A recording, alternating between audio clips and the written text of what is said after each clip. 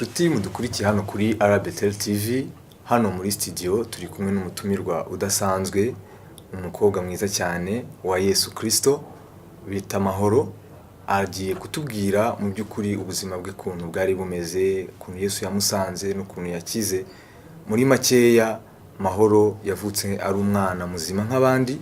Mu 2006 aza guhura n'ikibazo cy'uburwayi, aho ingingo ze zatangiye kunanirwa gukora. Mu 2008 biranga neza, biba ngombwa yuko yicara mu kagare. Mu 2009 niho yaje kugera ku itorero Beteli, aho yaje guhura n'ubuhanuzi biciye umukozi w'Imana Apostle François Nkurunziza yuko Imana imuhagurukije. Yatangira atwibwira, anyura tubwira mu by'ukuri niki uje guhamiriza abantu Yesu yagukoreye. Ndakeka ko gihari Mahoro. Murakoze. Amazina yanjye nitwa Alice Mahoro. Nkaba naje guhamiriza imirimo n'ibitangaza Umwami Yesu akora ku buzima bwacu bwa buri munsi. Hariho benshi batabizi, hariho benshi babyumva ntibabihamirize mu mitima yabo, ariko icyo nababwira cyo Yesu arakora kuva kera kugeza n'ubu, imirimo ye ntihagarara. Mu by'ukuri Umwami Yesu naramubonye, yaranyigaragarije mu bihe bikomeye, aho byari byarananiranye, aho buri wese yari ni nkaho navuga kwiheba, aho kwiheba kwari kugeze, ubona ko nta kidashoboka. Ariko burya ngo ikidashobokera abana b'abantu imbere y'Imana birashoboka. Aho umwana w'umuntu ananiriwe niho imirimo y'Imana itangira gukora. Rero aho byari byarayoberanye niho nabonye ibitangaza, niho nabonye ukuboko kw'Imana, imbaraga zinkoraho, mpinduka bundi bushyashya. Amen. Mahoro, utubwiye muri makeya ni biki byakubayeho kugira ngo abantu bageraho biheba, n'iki cyari cyarabaye ku buzima bwawe? Murakoze. Nararwaye uburwayi n'amarozi. Hahandi naragiye ndahinamirana, nicara mu kagare, ntabasha kunyeganyega, n'ubwanjye ntashobora kwibyutsa, ari uguterura aho ndyamye. Turavuza ahantu hose birananirana, ahantu hose hashoboka twarahageze, uburwayi bwaranze. Ariko burya ngo Imana nifite ijambo rya nyuma. Hanyuma se Mahoro, ibyo bintu warabivukanye cyangwa wavutse uri muzima nk'abandi, ugeze igihe uhura n'icyo kibazo? Navutse ndi muzima nk'abandi, ariko uburwayi bwaje kuza nyuma ndi mukuru, naratangiye n'ishuri. Wigaga mu wa kangahe? Nigaga mu wa 2. Nibwo byagufasha ibyo bintu? Nibwo byamfasha. Hanyuma byagufatiye hehe? Byamfashe mu ngingo hose, nta rugingo na rimwe byasize usibye igice cyo hejuru umutwe gusa, naho ingingo zose ntago nakoraga. Hanyuma nyuma yo kubibona wigaga mu wa kangahe? Mu wa 2 primaire. Mu wa 2 primaire. Ababyeyi bawe babyakiriye gute babonye ibyo bintu bibaye?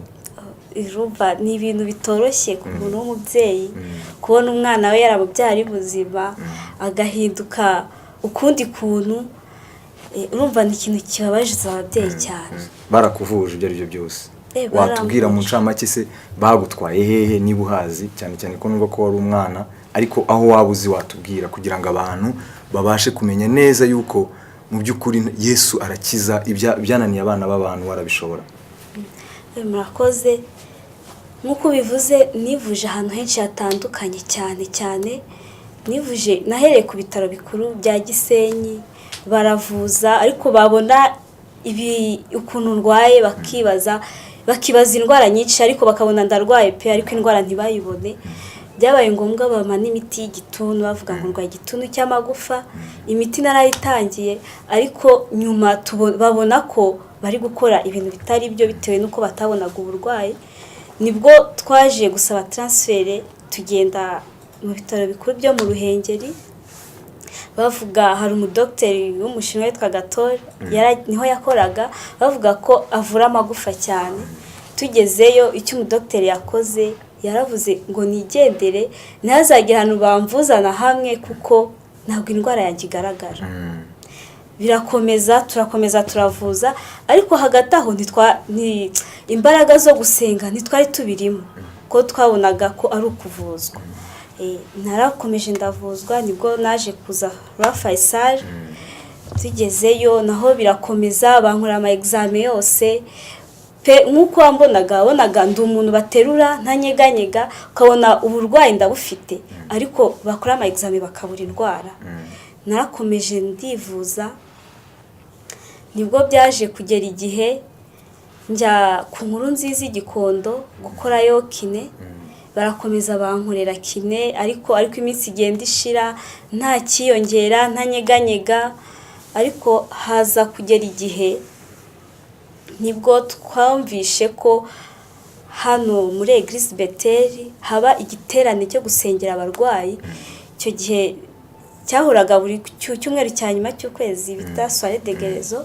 Icyo giterane rero niho nabonye imbaraga z'Imana, niho nabonye ukuboko kw'Imana kunyigaragariza, kuko icyo gihe niho bansengeye. Nabwiye ko ingingo zose ntakoraga n'umugongo, nibwo natangiye kumva ko igice cyo hasi gikomeye. Handi wafataga abakozi b'Imana barabyibuka bansengera, bagerageje kumpagurutsa kubera hasi hatakoraga nkasubira hasi. Ariko kuva icyo gihe numvishe ko hari ikintu gihindutse mu buzima bwanjye, umugongo numva urafashe, imbaraga zitangira kuntembaho. Nshuti mudukurikiye hano kuri RBTL TV, mureke tujye mu karuhuko gatoya, turagaruka tubabwira ubuzima Mahoro abayemo uyu munsi abanyemo n'Umwami Yesu. Rwanda, iki ni igihe cyawe. Ihuriro ry'abakozi b'Imana bo muri Afurika HAN ryabateguriye igiterane cy'ubutumwa bwiza buherekejwe n'ibimenyetso n'ibitangaza cyiswe Sarura Afurika. Muri icyo giterane tuzaba turi kumwe n'abakozi b'Imana batandukanye bo muri Afurika nka Apostle François Nkuru Nziza wo mu Rwanda, Apostle Maboya Danistan, Dr. Bishop Gertrude Rwakatare baturuka muri Tanzania, Bishop Margaret Wangari uturuka muri Kenya n'abandi. Icyo giterane kizabera kuri Petit Stade Amahoro kuva tariki ya 16 kugera tariki ya 18 z'ukwa 9 2016. Ni buri mugoroba kuva saa 9. Nkuko twari tubibabwiye mu kanya, mureke twumve Mahoro atubwira ubuzima bwe. Mahoro, mbere yuko utwereka ututangariza kuntu Yesu akugirira neza umunsi ku wundi ubuzima ubanyemo nawe nk'umuntu wagukijije, turifuza ndashaka kukubaza ikibazo gitoya ku buzima bwo ku ishuri. Abantu bumvaga yuko wagenderaga mu kagare, ese abanyeshuri babivugaho iki babibonye? Ese abarimu bawe bakwigishije? Ese abadokiteri bagukurikiranye?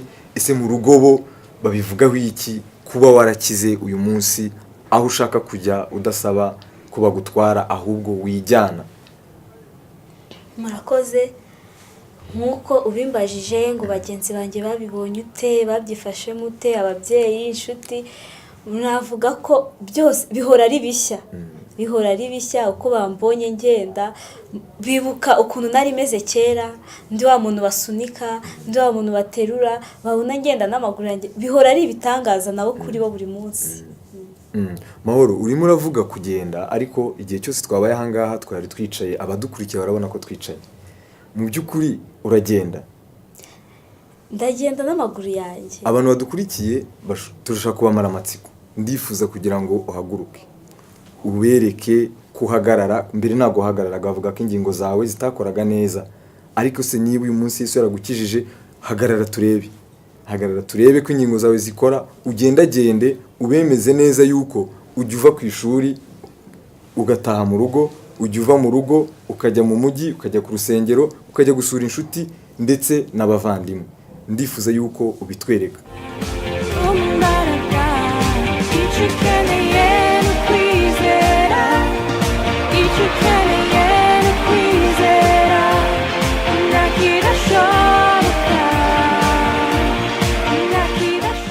Kuva igihe Apotre ansengera nza muri Eglise Bethel bwa mbere, amisezerano ko ibi bazabibonesha amaso yabo, Umwami Yesu akora ibitangaza, ampaguruka ngenda, icyo gihe yarabivuze abihanura, ntibyabaye ako kanya, ariko bigaragarira amaso y'abantu. Ariko burya ngo Umwami Yesu aba yatangiye gukora imirimo iyo ubuhanuzi bwasohotse. Umwami Yesu kuva icyo gihe yakoze imirimo binyuze umukozi wayo Apotre François Nshuti rero za Betel TV, namwe abadukurikiranye mumaze kwiyumvira Mahoro no kuntu Yesu yamukijije. Uyu munsi Mahoro ni muzima, ni umukobwa w'inkumi wikorera imirimo ye kubwo yahuye na Kristo Yesu akamuvana mu kagare, uyu munsi akabagena n'amaguru ye. Rero mbonereho umwanya wo kongera gutangariza abanyarwanda n'abandi baba badukurikiranye hirya no hino yuko Yesu wakijije Mahoro aracyakiza. Ntimwime amahirwe buri muntu uwo ari we wese, yaba umuvandimwe wawe, yaba umuturanyi wawe, yaba inshuti yawe, yaba uwo wabuzi ubana n'ubumuga cyangwa n'indi ndwara abaganga basezereye bamubwira ko atazigera akira. Ntuzamwime amahirwe yo kuza kuri Petit Stade Amahoro, kuko tuzaba turi kumwe n'abakozi b'Imana bafite amavuta yo gusengera abarwayi, amavuta yo gukiza, yo gusenga kugira ngo abarwayi bakire, ibimuga bigende nkuko Yesu yabisezeranije. Icyo nabwira abantu mbashishikariza kuza mu giterane, babona imbaraga z'Imana, imbaraga zikiza, imbaraga zirema bundi bushyashya. Icyo nababwira cyo ni ukuza bafite ukwizera, kuza bafite ukwizera nta gushidikanya. Burya hari umuntu ubona ibiri kuba akavuga biriya bintu n'ibiki, atabyiyumvisha, biriya bintu ntibisanzwe, ese biriya bintu bijya bibaho, akagira gushidikanya kwinshi, njye biriya bintu ntibyambaho, urumva akarwana n'imitima myinshi muri we. Ariko icyo nakubwira cyo, iyo ufite kwizera wakuyemo gushidikanya, ubona igitangaza byanze byakunze, kuko umwami Yesu adufitiye imigambi myiza ku bana bayo. Abagendera mu tugare rero nabo bazaza. Abagendera mu tugare ahubwo nibo nabwira cyane, kuko babyumvisha ukuntu nanjye nari meze, ntabasha kunyeganyega, ntikuraho ndi kuvuga ngo ahubwo abo ngabo Imana yanyijije izahita ibakizanaho. Mahoro rero wakoze cyane kubwo umwanya wawe watanze kugira ngo uzuhamirize umwami Yesu yuko agira neza, yuko akiza. Yesu aguha umugisha. Urakoze cyane.